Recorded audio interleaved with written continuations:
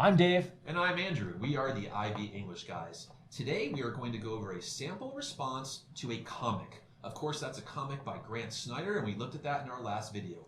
We are continuing our pathway to paper 1. We have 10 text types and 20 videos, and we are somewhere in the middle. Mr. Giles, That's right. Let's talk a little bit about that guiding question from the comic from our last video. This comic was called Higher Purpose, by the way, and you can have a look at that. Here's the guiding question. How does the artist use text and image to communicate a message? Not a difficult guiding question, students, but it does require quite a bit of work. We have text and image, which is great because we have a comic. That's right. That's right. Okay. So again, this is the thesis that the student wrote, and we'll see how that paper shapes up in a second. So this is what the student said. Through the creative combination of language and image, Grant Snider communicates humans' innate curiosity and insatiable desire to find meaning and purpose in life, and the existential frustration that results in learning that about one's tiny place in a vast universe.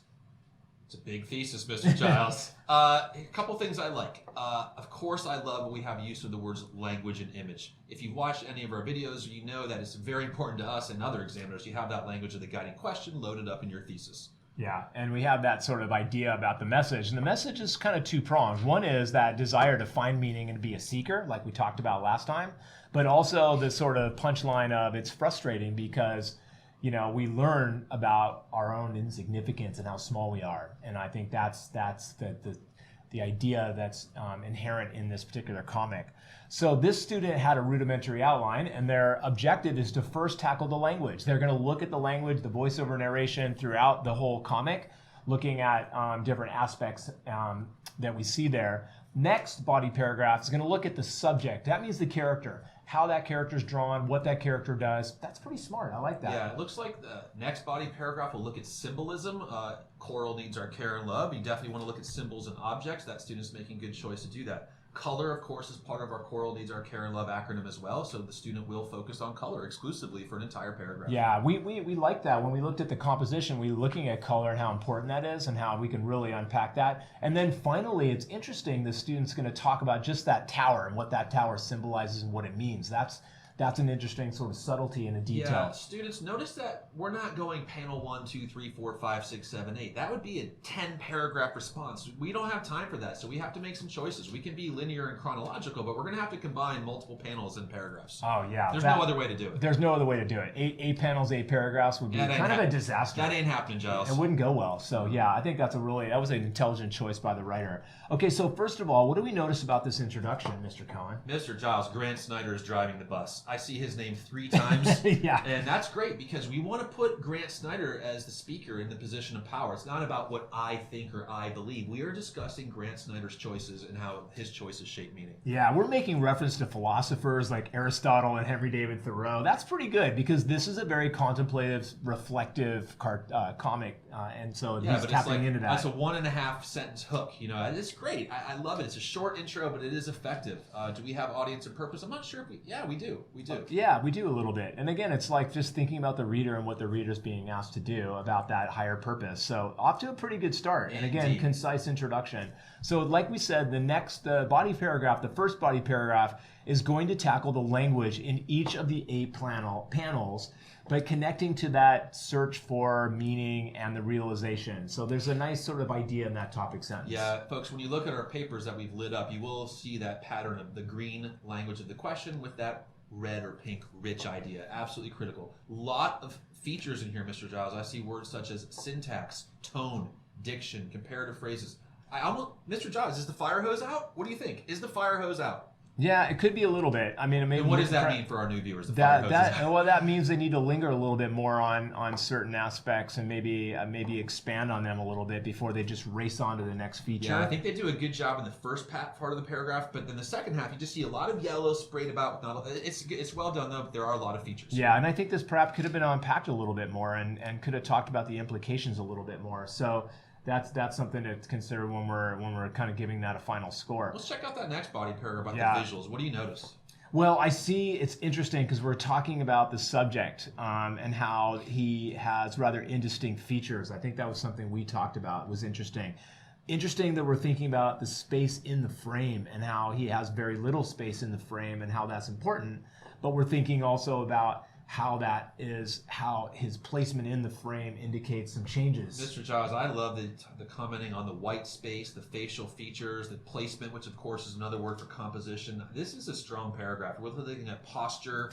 I feel like this writer has done a very good job with the character, and this is a solid paragraph to show that disappointment as we search for meaning. Yeah, I agree. And then we have the third body paragraph, which is going to, again, unpack some of the smaller symbols, and we're looking at the tree stump and how that might be symbolic for things, and the yo-yo, and the ladder, and dealing with the cat. I think that's playful. It's interesting, Mr. Giles, because we often say that we don't like entire paragraphs written about features, but it works here, because you're taking on multiple symbols in an 8-panel comic. I think that it's okay to do it in this case. Yeah. I'm okay with the way this has turned out. I like that. Yeah. With that rich idea bookending the paragraph. I agree. And then we have the use of color, and the color as another visual element that Snyder uses in his particular comic. And again, the sort of white panels at the beginning and how that shifts to more complexity, more visual complexity relating to color. That's a good observation. Yeah, and I think as we go through this notion of searching for a higher purpose, we see those pink ideas. In this case, it says life's ungraspable purpose. We're getting closer to that realization, that 8th panel, where our character is going to realize that he hasn't made very much progress despite all his work. Yeah, yeah. So I like that. I like even that last sentence where we're like directing the reader's gaze. We're really thinking about how that impacts the reader, and I think that's really clever. Really good discussion on visual complexity and color in this paragraph. Yeah. And then we're going to spend a little bit more time talking about this sort of last visual detail and the tower. So we have a whole paragraph just talking about the tower. That's interesting. And even the reference to, again, it might be his playful allusion to the Tower of Babel. That's insight. Mr. Giles, I was just going to say that. Now, you're talking about the Tower of Babel. How many papers out of 100 are going to mention that, you think? Yeah, not too many. Yeah. That's insightful. That's interesting. That's different. That student is really climbing the ladder in criterion A for me. Yeah, it's interesting that he even talks about how the ladder is all man-made items. These are all man-made items that the tower is being made up Mr. Giles, of. I don't think Mr. Cohen and Mr. Giles are going to pull that out. I think this student's got some insight. It's interesting. Yeah, I think it's almost a shame that the best piece of insight came in that last body paragraph. We don't want to wait to examiners out there, read the whole paper, or else you're going to miss some nuggets like that. Yeah, I think so. And then again, we have the student kind of wrapping it up with a conclusion. Again, maybe running out of time and just doing the best they could. Yeah. But again, we've got some, I think the subtle touch of humor and the reference of the subtle touch of humor in the end is really nice. Mr. Giles, it reminded me of my friend Brad Augustine over in Japan. He talks about the incredible shrinking paper